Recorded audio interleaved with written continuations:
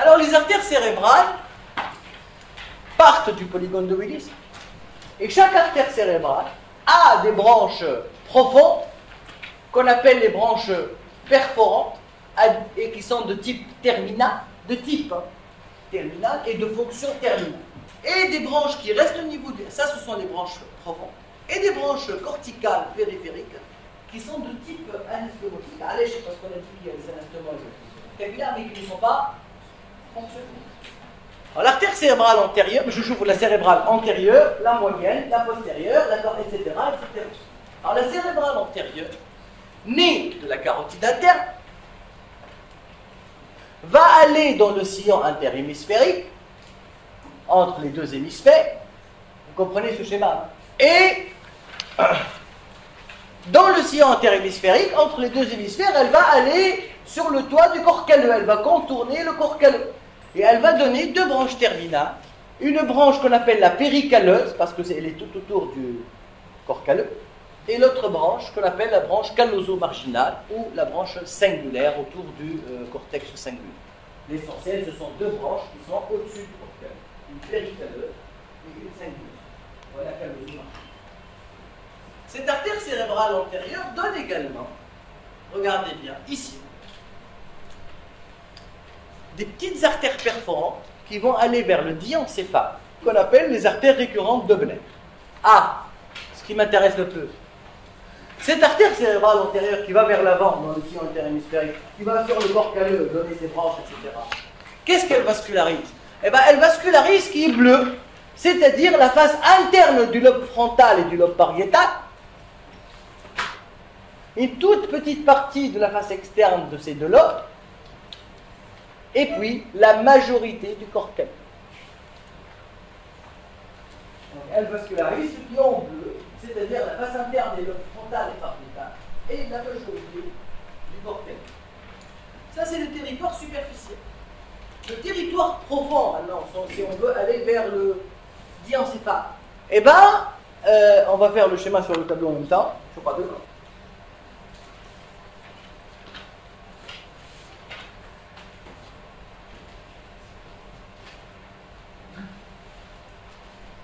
Bien.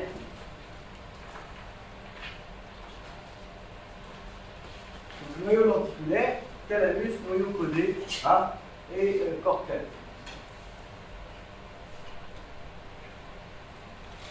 Alors, l'artère cérébrale antérieure vascularise la tête du noyau caudé. Bleu, on va faire le bleu, on va respecter les mêmes couleurs que ici. Donc, la tête du noyau caudé. La partie inférieure du bras antérieur de la capsule interne, donc ici. Une partie de l'hypothalamus. Et le pallidum, voilà le noyau lenticulaire qui est pallidum et putamen. Donc le pallidum. Donc essentiellement, la tête du noyau caudé, cette partie de la capsule interne, le pallidum et l'hypothalamus. Une partie aussi du chiasma optique. Si on dit chiasma optique, ça veut dire que les infarctus de la cérébrale antérieure peuvent donner des signes trop. La cérébrale moyenne ou la sylvienne, si vous arrivez à apprendre ça, la cérébrale moyenne ou la sylvienne, apparaît continuer le trajet de la cérébrale, de la carotide interne, et elle chemine dans le sillon latéral et elle va se terminer. Chaud. Est-ce que vous la voyez sur la superficie? Elle est dans le sillon latéral. Vous ne la voyez pas. Elle est au fond, ça c'est synthétique comme schéma. Donc elle est au fond du sillon latéral. Et elle se termine par deux branches pour ces deux gyrus ou ces deux circonvolutions qu'on appelle la circonvolution supramarginale et la circonvolution angulaire. Bref, au niveau de la région temporale. Cette artère cérébrale moyenne vascularise la majorité de la face latérale du cerveau. Frontale, pariétale, temporale. Majorité de la face latérale du cerveau. Y compris le lobe qui est caché. Le lobe insulaire qui est caché dans la vallée sylvienne. Donc face latérale du lobe frontal, face latérale du lobe pariétal, face latérale du lobe temporal. Donc la majorité de la face latérale du cerveau. Donc c'est une artère très, plus le lobe insulaire. Elle donne des branches profondes qu'on appelle les branches lenticulostriées. C'est-à-dire pour le noyau lenticulaire et le noyau codé. Les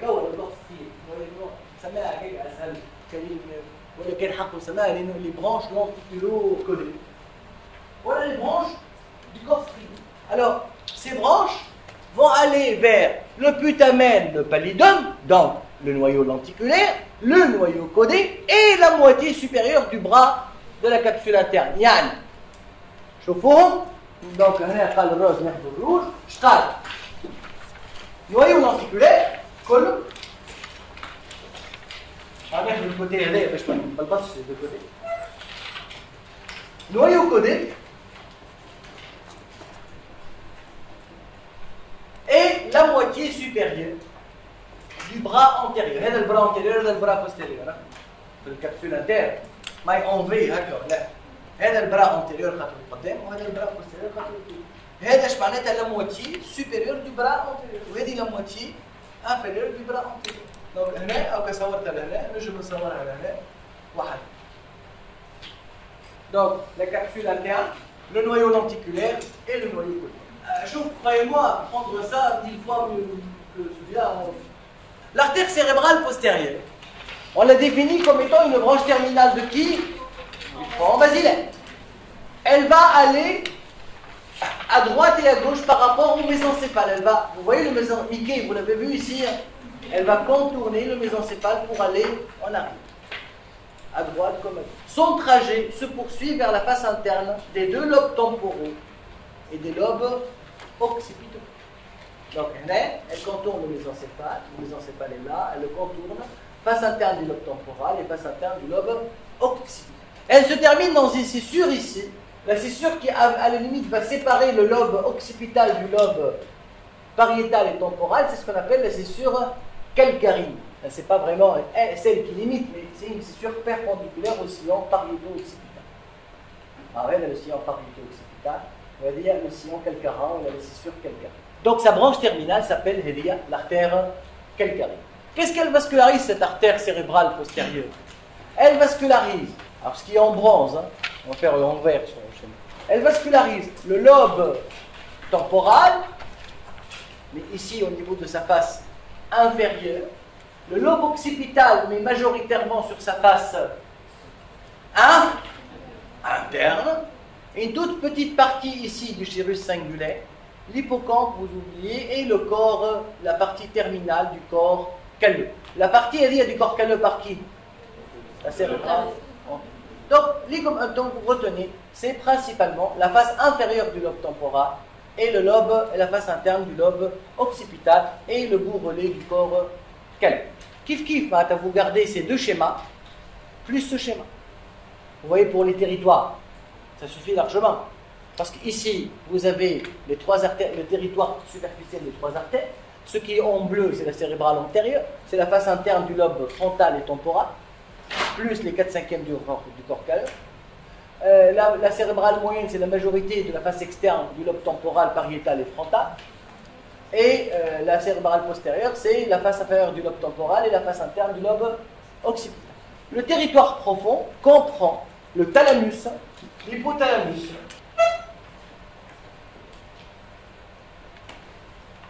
les pédoncules cérébraux,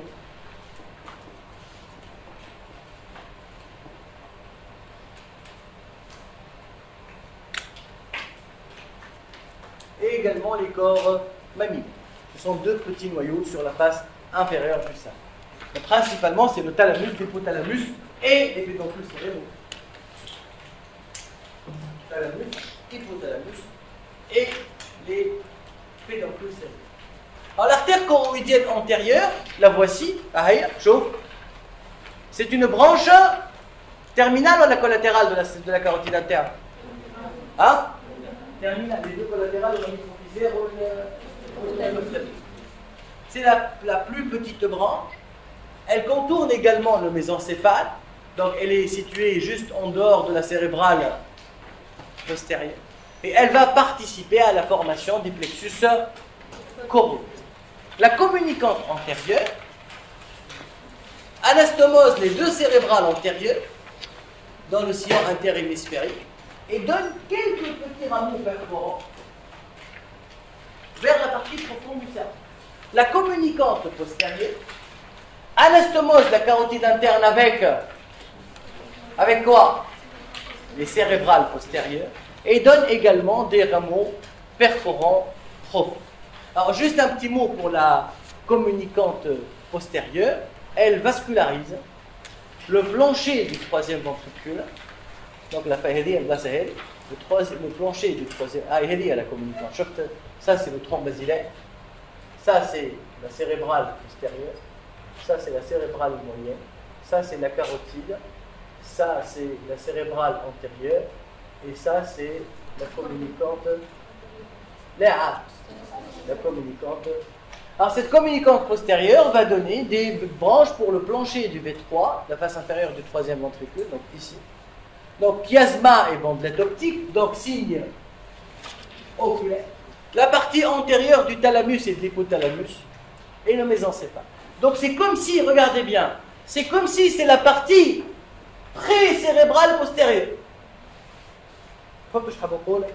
La communicante postérieure, c'est comme si c'était, le prolongement, mais c'est comme si c'était la partie pré-cérébrale postérieure. On n'a pas dit que la cérébrale postérieure vascularise les corps mammillaires, le thalamus et l'hypothalamus, le mésencéphale. C'est quasiment, c'est des territoires quasiment superposés. C'est comme si, la communicante postérieure et la cérébrale, donc c'est quasiment le même territoire. Le mésencéphale, le thalamus, l'hypothalamus, et les bandelettes optiques, les caisses optiques et les corps mammillaires. Alors pour le tronc cérébral et le cervelet, donc vous connaissez maintenant les deux artères vertébrales qui vont donner le tronc basilaire et qui vont donner trois types de vaisseaux. Des vaisseaux très courts, qu'on appelle les vaisseaux paramédians, des vaisseaux latéraux, à toi le choix, et des vaisseaux dorsaux longs, les tacoum, la pica, l'aïka et la cérébelleuse super. Donc c'est comme si on avait trois types de vaisseaux. Ça c'est le tronc cérébral, on avait des branches courtes, des branches moyennes et des branches longues. Alors l'artère vertébrale donne des artères, ou les artères vertébrales donnent des artères paramédianes perforantes pour le bulbe rachidien, qu'on ne voit pas sur le schéma, et donne la pica qui vascularise la face inférieure du cerveau. Heureusement, elle s'appelle inférieure. Et les deux vertébrales, qu'est-ce qu'elles donnent aussi? La spinale ventrale, qui vascularise le renflement cervical de la moelle épinière ou la partie cervicale de la moelle. Le tronc basilaire, qu'est-ce qu'il donne? Donne d'abord des petites artères pontiques pour le pont et donne les zaïkas et les cérébelleuses supérieures. Le drainage veineux de l'encéphale maintenant. Alors il faut savoir, au niveau du cerveau, il y a deux systèmes veineux.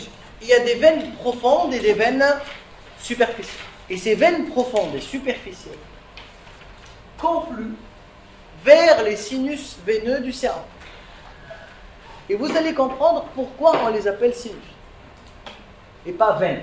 Et ces sinus forment les veines jugulaires internes. Donc les veines jugulaires internes naissent par la confluence des sinus veineux du cerveau. Et puis elles descendent dans le cou. Entre les veines superficielles et les sinus veineux, il y a ce qu'on appelle des bridging veins ou des veines ponts. Un bridge pont. Donc des bridging veins, et c'est des bridging veins, quand elles vont saigner, c'est elles qui vont donner l'hématome souterrain. On va le voir tout à l'heure, ça. Ce système veineux du cerveau est un système avalvulaire, ça tombe bien parce que ça doit tomber là. Alors, regardez, ça c'est des veines superficielles, et ça ce sont les bridging veins qui vont déverser le sang des veines superficielles dans les sinus veineux. Alors, les veines profondes du cerveau sont au centre du cerveau. On prend un joujou pour veines profondes, veines superficielles, on va dire joujou les sinus. Vous allez voir, les veines profondes qui drainent les structures internes et profondes vont se déverser dans les sinus. Et les veines superficielles aussi vont se déverser dans les sinus par l'intermédiaire des bridging veins. Le bridging vein intéresse uniquement les veines superficielles. Alors les veines profondes, qui sont la veine cérébrale interne, qui est père, et les veines de la base du cerveau, les veines basilaires qui sont paires aussi, les deux veines basilaires et les deux veines cérébrales internes. Ces veines vont drainer la base du cerveau et vont confluer pour former ici la grande veine cérébrale ou l'ampoule de Galien ou la veine de Galien qui se trouve sous le corps calleux. Et cette veine de Galien ou cette ampoule de Galien qui réunit les veines profondes du cerveau va se jeter dans le sinus droit, donc dans un sinus veineux. D'accord? Donc les veines profondes, les veines cérébrales, les deux veines cérébrales internes, plus les deux veines basilaires, confluent pour former l'ampoule de Galien. Et cette ampoule de Galien se jette dans le sinus droit. D'accord?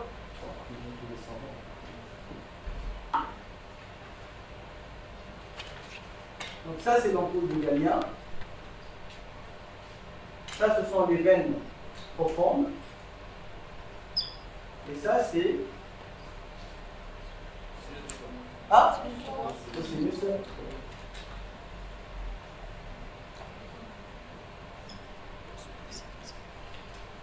Les veines superficielles. Alors ces veines superficielles cheminent à la surface de l'encéphale, parce qu'elles sont superficielles, et elles vont aller par l'intermédiaire des sahih. Quelles sont ces veines superficielles? Il y a d'abord les veines cérébrales supérieures, les petites veines, comme je trouve, c'est le sinus sagittal. Ce n'est pas des veines superficielles, là. Ça, c'est alors, les veines cérébrales superficielles, nous avons, qui se jettent dans le SSS, dans le sinus sagittal supérieur, par des petites bridging veins. Les veines cérébrales moyennes, qui est reliée au sinus sagittal supérieur par la veine anastomotique supérieure de Trollard, et qui est reliée également au sinus transverse en bas par la veine de la baie. La veine de la baie. Yann. Alors, vous avez des petites veines cérébrales supérieures qui se jettent où? Dans le sinus sagittal supérieur.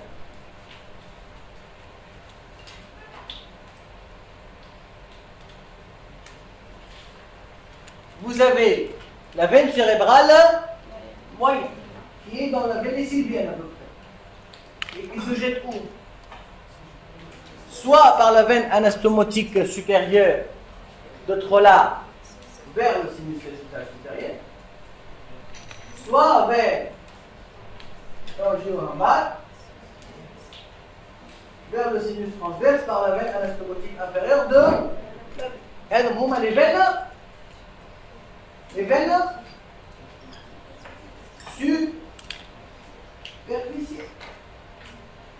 1, 2, 3 et 4.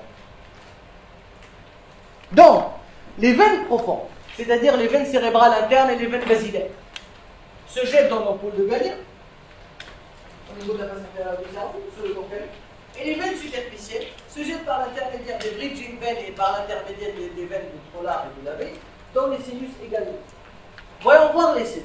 Alors il faut savoir qu'au niveau de la boîte crânienne, ça c'est l'os.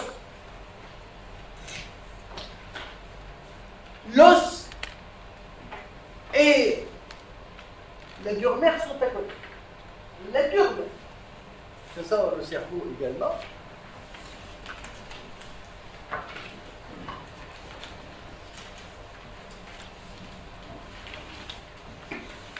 La dure mère est formée de 2 feuillets. Ce que vous ne savez pas, c'est que la dure mère, histologiquement, c'est 2 feuillets.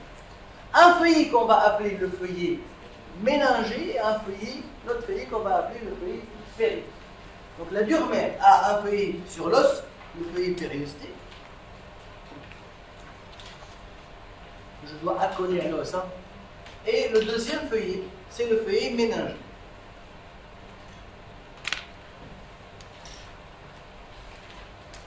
Ils sont accolés. C'est pas un seul feuillet, la dure mère. À un certain niveau, et notamment au changement de direction de la boîte crânienne, ces 2 feuillets se séparent. Et quand ils vont se séparer, ici,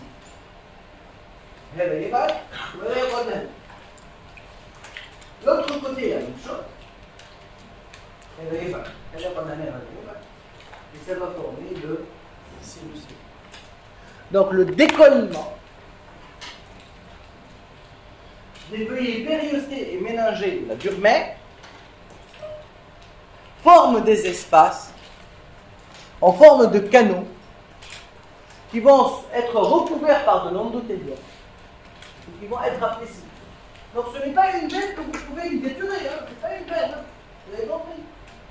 Donc là, vous avez un sinus veineux, c'est le sinus supérieur. Là, vous avez le sinus sagittal supérieur, les latéraux. Et on les trouve au niveau du changement de la direction du crâne. Par exemple, lorsqu'on change comme ça, on va vers la base. Là, c'est un changement de direction. Là, c'est un changement de direction. Et de la vue, les deux sont considérés aussi comme des veines superficielles. Oui. Elles-mêmes se diversent dans le sinus lors des G. Non. Alors, il y a des sinus impairs et des sinus pairs. On va les voir. On va voir les impairs et les pairs un peu. Alors, juste les impairs sont sur la ligne. Le sinus, le premier sinus, c'est le sinus sagittal supérieur, qu'on appelle également le sinus longitudinal supérieur.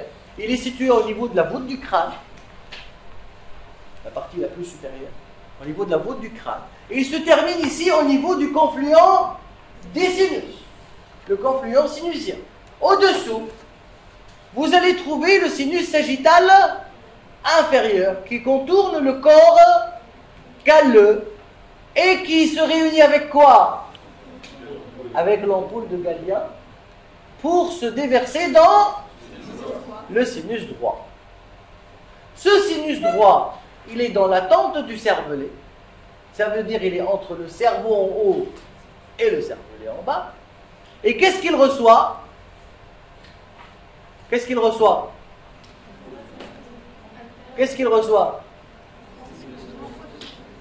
Il reçoit l'ampoule de Galien, ce qu'on appelle la grande veine cérébrale, et le sinus sagittal inférieur. Et où est-ce qu'il se déverse? Dans le confluent des sinus. C'est ce qu'on appelle le pressoir. Ça met le pressoir d'érophite. Elle est l'ampoule de Galien, elle est le pressoir d'érophite.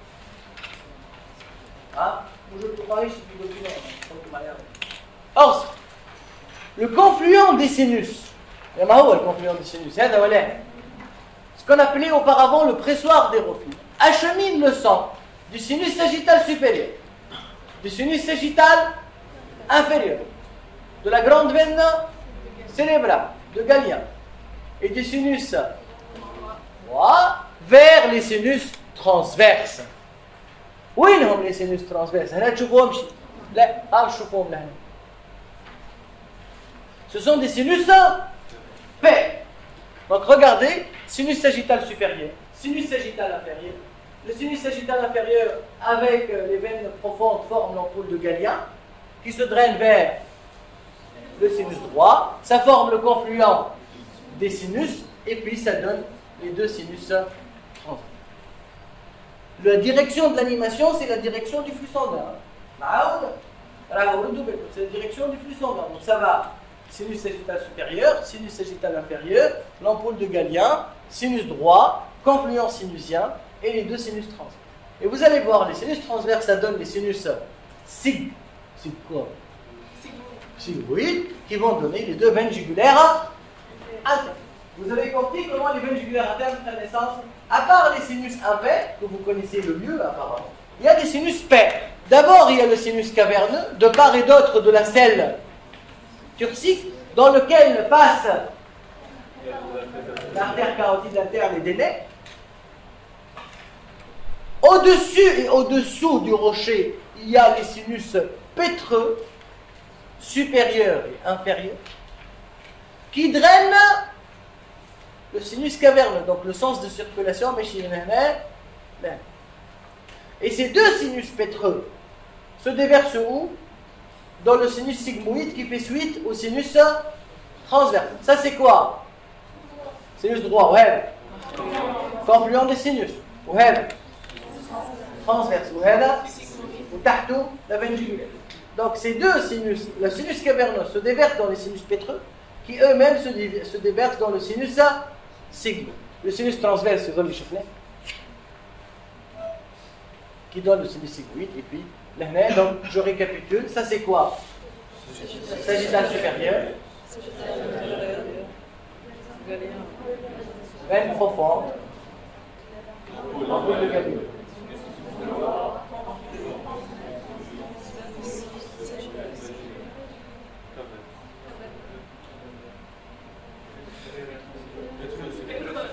Pétreux supérieur et inférieur qui se jettent dans le sinus sigmoïde. Et là, vous avez les veines ophtalmiques qui se jettent dans le sinus caverneux. Voilà. Voilà. C'est bien. Voilà. Et voilà. Ah, on s'en fout. T'as sinus transverse pshat. وبعد هو pshat. ما هذا شنو؟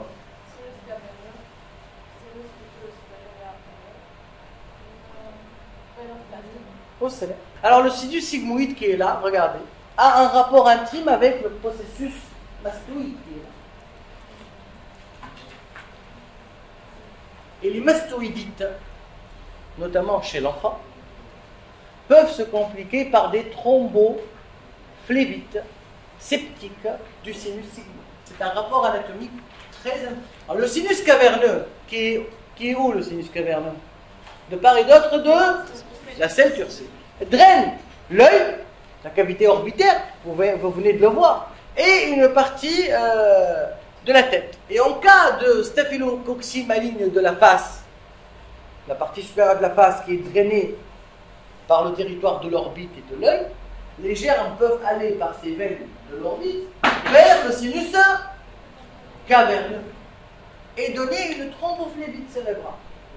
Mais la thrombophlébite du sinus caverneux, la thrombophlébite septique du sinus caverneux, va faire souffrir des nerfs qui traversent ce sinus caverneux et qu'on va voir immédiatement, qui sont les nerfs 3, 4, le 5, 1 et même le 6.